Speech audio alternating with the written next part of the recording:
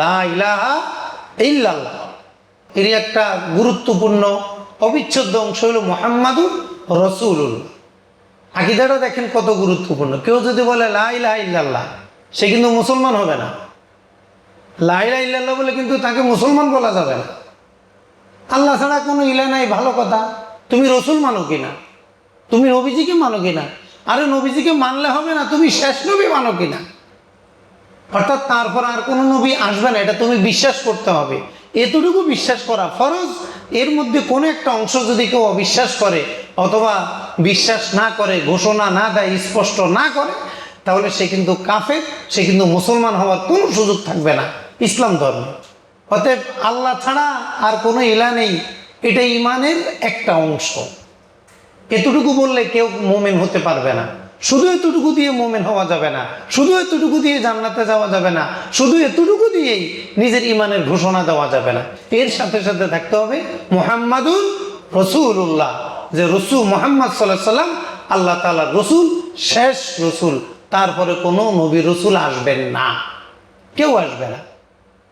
এখন কাদিয়ানীদের সাথে আমাদের দ্বন্দ্ব কিন্তু আকীদার।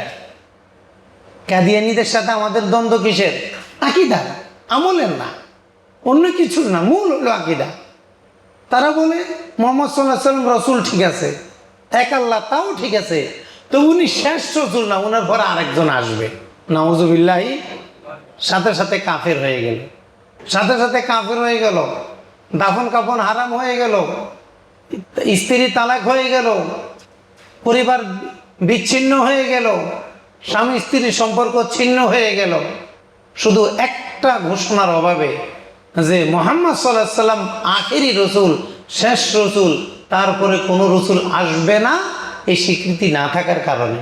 দেখেন ইমান কত গুরুত্বপূর্ণ। শুধু একটু বিশ্বাসের মধ্যে নড়বড়ে, সাথে সাথে ইমান চলে গেছে, সাথে সাথে সে কাফের হয়ে গেছে। এজন্য ইমান এটা হলো মূল বিশ্বাস। এখন আমরা যারা মাদ্রাসায় পড়ি নাই, আমরা বিভিন্ন ব্যবসায় পেশায় নিয়োজিত, এত বিস্তারিত পড়াশোনা করার তো আমাদের সময় নাই। আমরা লা ইলাহা ইল্লাল্লাহু মুহাম্মাদুর রাসূলুল্লাহ এটা বলবো। আর আমাদেরকে যে বিশ্বাসটা শেখানো হয়েছে, আল্লাহর কোনো শরীক নাই, আল্লাহর মতো নাই। আল্লাহর কি নেই বলেন? আল্লাহর কি হয় না? মতো হয় না, মতো হয় না। একজন মানুষ আরেকজনের মতো হয়, কর্মে, গুণে কাছাকাছি হয়, অবদানে হয়, বিভিন্ন দিক থেকে হয়। সৃষ্টির মতো সৃষ্টি হয়, কাছাকাছি হয়, বা কিছুটা নমুনা পাওয়া যায়, কিন্তু আল্লাহর মতো হয় না। এটা হলো তাওহীদ।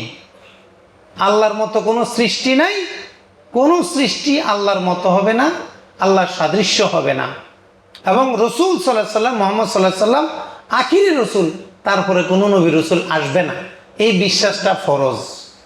এর মধ্যে ঘাটতি থাকলে, কমতি থাকলে ঈমান থাকবে না, মুমিন হওয়া যাবে না। এটাই আমরা বলে থাকি লা ইলাহা ইল্লাল্লাহু মুহাম্মাদুর রাসূলুল্লাহ। সৃষ্টির কোনো বৈশিষ্ট্য আল্লাহকে দেওয়া যাবে না, সৃষ্টির কোনো বৈশিষ্ট্য আল্লাহকে দেওয়া যাবে না। সৃষ্টির অঙ্গ প্রত্যঙ্গ আছে না নাই? কি ভাই, আমাদের অঙ্গ প্রত্যঙ্গ আছে না? আমাদের হাত আছে, পা আছে, চোখ আছে, নখ আছে, মাথা আছে, আঙ্গুল আছে, নখ, কত কিছু আছে, আমাদের অঙ্গ প্রত্যঙ্গ আছে, জয়েন্ট আছে। এর কোনো কিছুই আল্লাহর দিকে নিসবত করলে সে কাফের হয়ে যাবে, তার ঈমান থাকবে না। কারণ আল্লাহ তাআলা হলেন সকল সৃষ্টির খালেক, স্রষ্টা। অতএব সৃষ্টির কিছুই আল্লাহর মধ্যে থাকবে না, আল্লাহর কিছুই সৃষ্টির মধ্যে থাকবে না। এটা হলো লা ইলাহা ইল্লাল্লাহ, যে আল্লাহর কোনো গুণ, আল্লাহর মতো, মেসাল, নমুনা কিছুই সৃষ্টির মধ্যে থাকবে না। আর সৃষ্টির কোনো কিছুই আল্লাহর দিকে নিসবত করা যাবে না। এর কোনো একটা যদি ব্যতিক্রম হয়ে যায়, তাহলে কিন্তু ঈমান থাকবে না। আল্লাহ কেমন? আল্লাহর মতো। আমরা যারা পড়াশোনা পারি না, আমরা এক কথায় আল্লাহ কেমন? আল্লাহর মতো। আমরা আর কিছু জানি না, জানতে গেলে অনেক পড়াশোনা করতে হবে। যেহেতু পড়াশোনার সময় নেই, তাইলে এখানে কথা শেষ। আল্লাহর মতো হয় না, আল্লাহর তুলনা হয় না। সৃষ্টির কোনো বৈশিষ্ট্য আল্লাহকে দেওয়া যাবে না। এই জন্য মুফাসসিরিনে কেরাম বলেছেন, কোরআনে কারিমে যে সকল শব্দ দ্বারা আল্লাহর অঙ্গ বোঝা যায়, এই ধরনের শব্দ দ্বারা অঙ্গ প্রত্যঙ্গ বোঝা যাবে না, বুঝলে ঈমান থাকবে না। তাহলে এগুলা দ্বারা কি আমরা যখন পড়বো তখন আমরা কি বুঝবো? বলবো এটা শুধু তেলাওয়াত করবা, তোমাকে এটা বুঝার জন্য দেওয়া হয়নি, এটা তোমাকে শুধু তেলাওয়াত করার জন্য দেওয়া হয়েছে, অন্য কাজে তোমাকে দেওয়া হয়নি। তুমি শুধু তেলাওয়াত করবা, তেলাওয়াত করলে তোমার সওয়াব হবে, এটা বোঝা দরকার নাই। ইয়াদ, ওয়াজহুন, এই জাতীয় যত শব্দ আছে এগুলার মাকসাদ হলো তেলাওয়াত, তেলাওয়াত করলে সওয়াব হবে। এগুলার অর্থ কি, উদ্দেশ্য কি, আল্লাহ ভালো জানে। তাফসিরুহা তেলাওয়াতুহা আমির রুহা কামা জাত, এগুলার তেলাওয়াতই শেষ, এগুলার কোনো আর ওয়াজ নসিহত চলবে না, এগুলার ব্যাখ্যা বিশ্লেষণ চলবে না, এখানেই আমাদের আলোচনা শেষ। তাহলে কোরআনের মূল আলোচ্য বিষয় কয়টা? 3টা, ঈমান, আকীদা, ইবাদত, আখলাক। এই 3টার মধ্যে মূল হলো কি? ঈমান। আমানতু বিল্লাহি ওয়া মালাইকাতিহি ওয়া কুতুবিহি ওয়া রুসুলিহি, এই যে আমরা ঈমানে মুফাসসালটা আমরা বলি, আল্লাহর প্রতি ঈমান, ফেরেশতাদের প্রতি ঈমান, আসমানি কিতাবের প্রতি ঈমান, পরকালের প্রতি ঈমান, জান্নাত জাহান্নামের প্রতি ঈমান, কবরের শাস্তি, কবরের শান্তির প্রতি ঈমান, পরকালের প্রতি ঈমান, এগুলো সব হলো ঈমানের মৌলিক বিষয়। এগুলো সব আমরা বিশ্বাস করি, এই জন্য আমরা মুসলমান। কোরআনে কারিমের দ্বিতীয় মূল আলোচ্য বিষয় ইবাদত।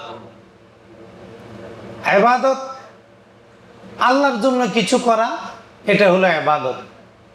আল্লাহর জন্য যা করবেন সেটাই ইবাদত। আল্লাহর জন্য আমি যা করব সেটাই ইবাদত। এই জন্য শিরক হয় বিশ্বাসের ক্ষেত্রে, আমলের ক্ষেত্রে কখনো শিরক হয় না।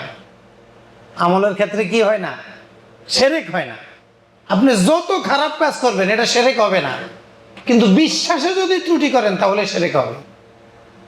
এজন্য শিরকের সম্পর্ক আমলের সাথে না বিশ্বাসের সাথে, এটা খেয়াল রাখ। খারিজিদের সাথে আমাদের এখানে মূল পার্থক্য, খারিজিরা বলে শিরকের সম্পর্ক বিশ্বাসের সাথেও আবার আমলের সাথেও। এই জন্য তাদের মতে কবিরা গুনাহ করলে কাফের হয়ে যায়, মিথ্যা কথা বললে কাফের হয়ে যায়। খারিজিরা তারা মনে করে মিথ্যা কথা বললে কি হয়ে যায়? কাফের হয়ে যায়। আমরা বলি না, মিথ্যা কথা বললে কবিরা গুনাহ হয়, তার শাস্তি হবে, কিন্তু সেই ঈমান হারা হবে না। তাহলে হক আর বাতিলের বড় একটা পার্থক্য কিন্তু এখানে, যে শিরকের সম্পর্ক বিশ্বাসের সাথে, শিরকের সম্পর্ক আমলের সাথে না। আপনি যত খারাপ কাজ করবেন আপনি মুশরিক হবেন না, কিন্তু কোনো কাজ করেন না কিন্তু বিশ্বাসের সমস্যা করছেন, তাহলে কিন্তু মুশরিক হয়ে যেতে পারেন। তাহলে শিরকের সম্পর্ক কি আমলের সাথে না বিশ্বাসের সাথে? এখন ইউটিউবে ঢুকলে দেখা যায়, এখন তো সব ইউটিউবে পাওয়া যায় সহজে, পড়ালেখা লাগে না। নামাজ না পড়া শিরক, নামাজ না পড়লে শিরক। তখন আপনি মনে করতেছেন ঠিকই তো, নামাজ যে গুরুত্বপূর্ণ, এটা না পড়লে তো শিরক হয় না। নামাজ না পড়লে কবিরা গুনাহ। নামাজ না পড়া যদি শিরক বলেন, নামাজ না পড়লে যদি তাকে কাফের বলেন, তাহলে তো আপনি খারিজি হয়ে যাবেন, আপনি বাতিল ফেরকা হয়ে যাবেন, আপনি আহলে সুন্নাত থাকতে পারবেন না। কারণ খারিজিরা বলে নামাজ না পড়লে মুশরিক হয়ে যাবে, কাফের হয়ে যাবে।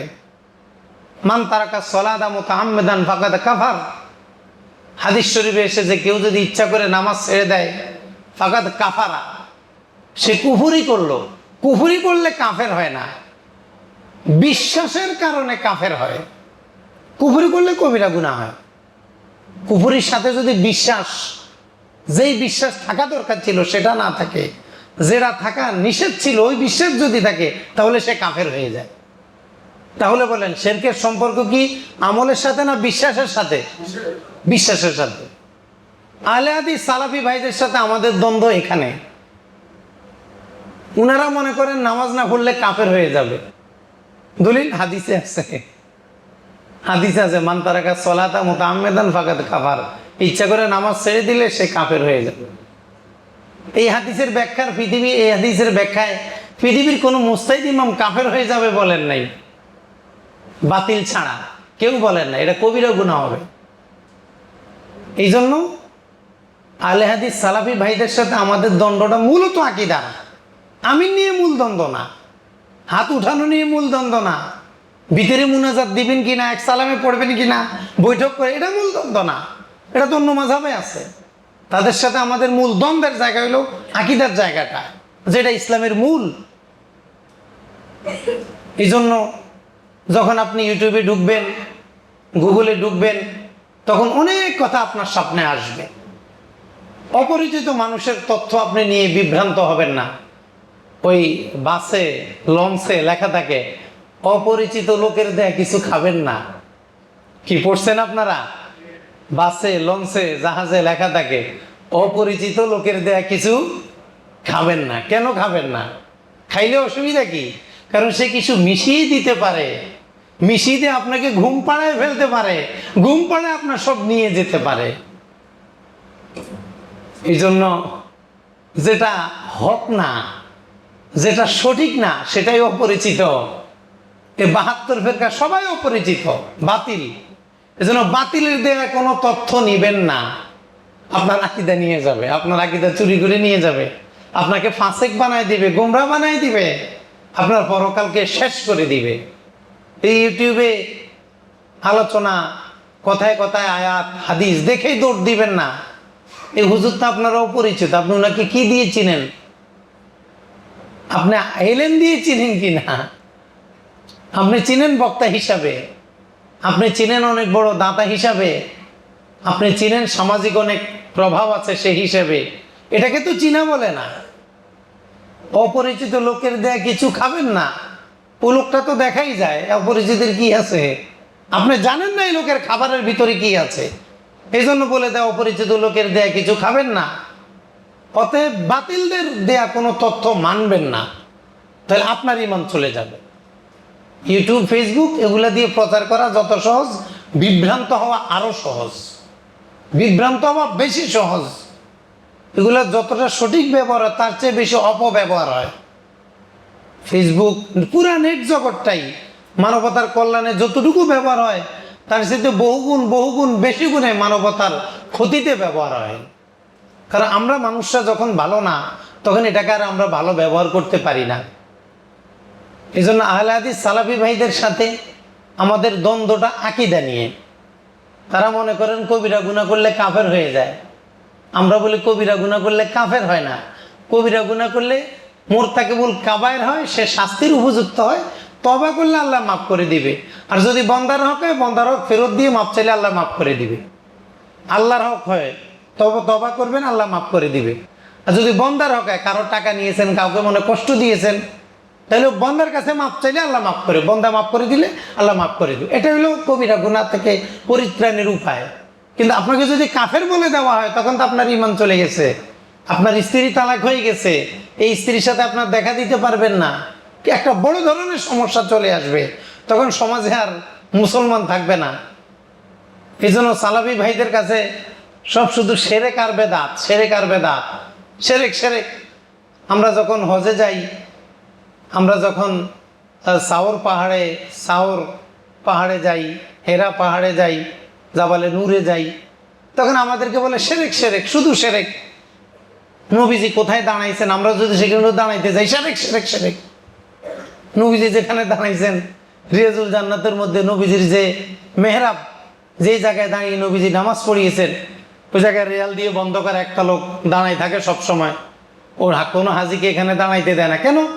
কারণ মানুষ মনে করে এখানে দাঁড়াইলে আলাদা মর্যাদা আছে, এই আলাদা মর্যাদা মনে করাটা শিরক। এজন্য মানুষকে শিরক থেকে বাঁচানোর জন্য নবীজির জায়গায় ওনারা কাউকে দাঁড়াইতে দিবে না।